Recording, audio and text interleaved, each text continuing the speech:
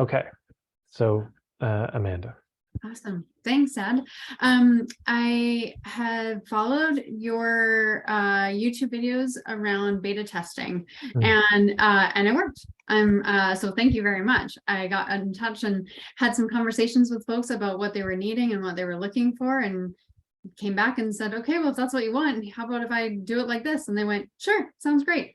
So I have several women who have signed up for a 3-month kind of experience, group experience with me. And I'm wondering, so going forward, now I'm thinking about 3 months from now, what can I be doing to really kind of generate, because this is new. So I'm wondering where to begin. One of the things I'm wondering is about where to begin validating interest beyond the people who I've initially had these conversations with, and potentially, creating some demand and desire for the next time that I open this up and invite new people in. So creating some, validating interest, inviting in some leads, potentially creating a wait list so that I know that, there is more than just this group who wants this kind of support. Okay. Well, first of all, just given the way you're speaking, you've got this. You probably don't need my help. You're good. But for what it's worth, some additional thoughts. One is, I think it's a really wise idea if you've got a core group to ask for their help. At some point in the process, probably towards the end, you just say, look, could we make some time to just, I've got another one coming up. I don't know where to spread the word. I'm feeling a little lost, and I thought maybe you all might have ideas. I'd love to take half an hour, maybe over lunch, at this event or something, or here's the date for the call, but just know your help would mean the world to me.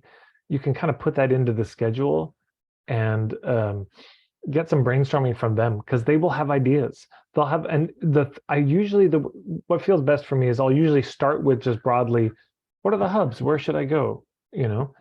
And then from there, I'll say, look, no pressure on this at all, but are there any specific people who might be interested in this?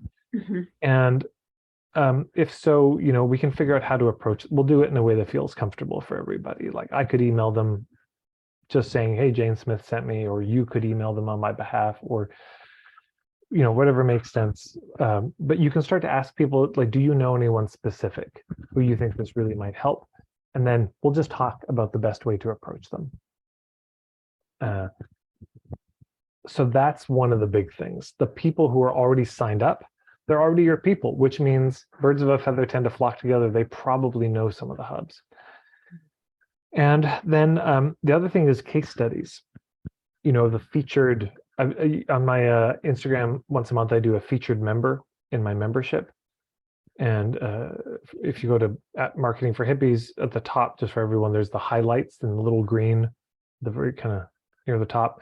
And one of them is featured members, and you can see what I'm talking about. But that's the kind of thing where it's like, hey, what brought you to this 3-month program? How was life before? What were your big insights and aha moments? How's your life now? Boom, and a photo of them and their website if they got one. But this can help people get a sense and also build the hunger, like, oh, I want that.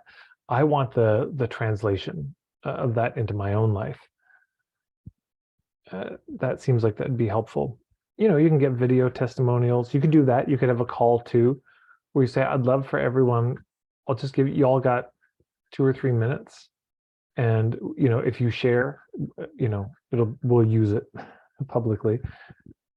But just, how has this been for you? What did you think it was going to be? How was it in the end?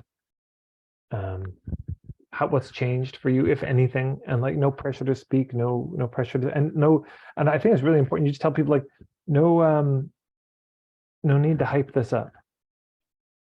No need to sell this. Just your story is good enough. Just how was it for you? And then you may find there's some of those that work really well as a good testimonial. And you can share those also, on social media, on your website, on the sales letter.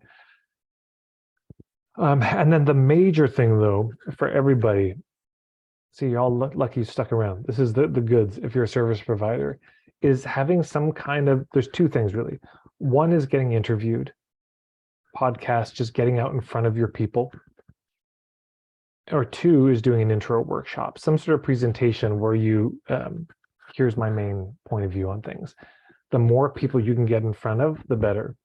The long, slow approach to building your business is the social media, the email list. It works.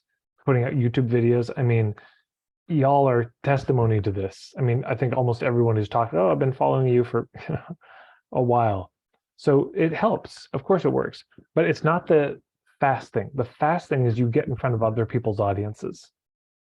You find your people, you get in front of them, you share your point of view, that person endorses you, you make an offer, boom. Like that's if the offer is right, as we discovered in one of the earlier sessions today, that's the fastest. Over time, word of mouth is the most powerful. In the long term, there's nothing but word of mouth.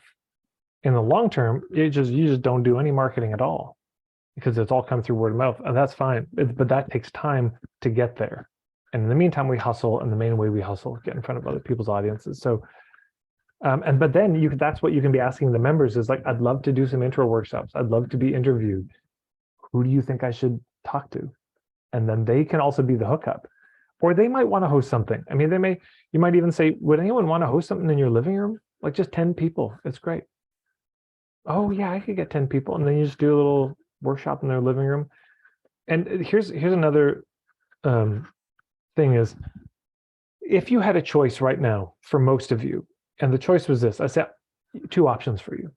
One is I can put you on stage in front of 1,000 people to deliver a talk, or I can put you in front of 100 groups of 10 people. What do you want? Well, instinctively, most of us would say, well, 1,000 people. That's faster and easier and more time efficient and scaled and leveraged and all that. But the real answer is 100 presentations for 10. Why? Because at the end of the 100 presentations, you're tight and you're ready for the 1,000 people. But start there.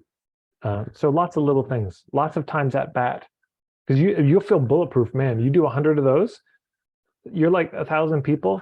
You're not scared anymore. You're fearless. You're just like, let me at them. So those are my thoughts. Fantastic. Much appreciated. You're welcome.